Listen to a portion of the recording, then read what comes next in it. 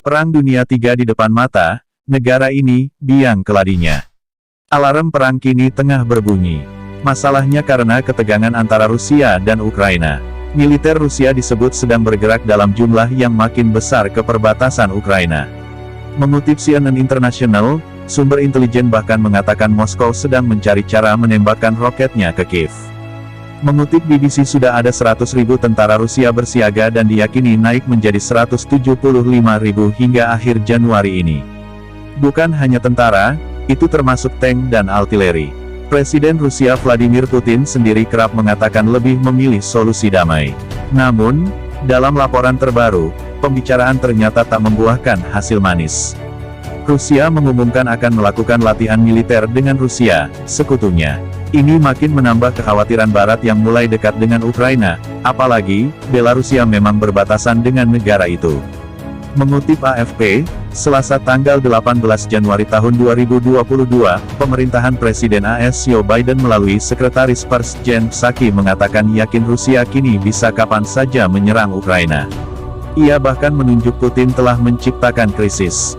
Tidak ada pilihan yang tidak mungkin, situasi yang sangat berbahaya, tegasnya lagi seraya mengancam sanksi lebih besar daripada yang pernah dilihat Rusia sebelumnya. NATO sendiri dikabarkan sudah mengirim pasukan Inggris ke Ukraina. Turki juga sudah memasok drone ke negara itu untuk melawan Moskow. Lalu apa yang sebenarnya terjadi? Hubungan Rusia dengan Ukraina memanas sejak 2014. Kala itu muncul revolusi menentang supremasi Rusia.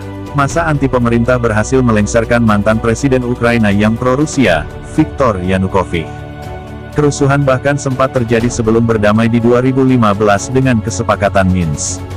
Revolusi juga membuka keinginan Ukraina bergabung dengan Uni Eropa (UE) dan NATO. Ini, mengutip Al Jazeera, membuat Putin marah karena prospek berdirinya pangkalan NATO di sebelah perbatasannya. Meski kesepakatan Minsk sudah ditandatangani, Moskow dianggap tak mematuhi dan memenuhi sepenuhnya perjanjian tersebut. Saat Yanukovych jatuh, Rusia menggunakan kekosongan kekuasaan untuk mencaplok Crimea dan mendukung separatis di Provinsi Tenggara Donetsk dan Luhansk. Anggapan soal tak relanya Putin terkait masuknya Ukraina ke NATO bukan pepesan kosong. Dalam pembicaraan diplomasi dengan AS dan NATO, Putin mengatakan dia ingin NATO mengurangi kehadirannya di negara-negara Eropa Timur yang pernah menjadi bagian dari blok Soviet. Sementara itu pejabat Ukraina menegaskan serangan Rusia bisa menjadi pemicu Perang Dunia Ketiga. Salah satu menteri senior Ukraina, Yulia Laputina, mengatakan pada Sky News, negerinya siap untuk serangan Moskow. Seorang pejabat senior intelijen Barat memperingatkan bahwa jika Rusia memutuskan untuk menyerang Ukraina, konflik dapat meluas lebih jauh ke Eropa. Jangan buta, jika Rusia memulai skenario apapun, itu juga akan memulai tindakan terhadap anggota NATO, katanya di BBC.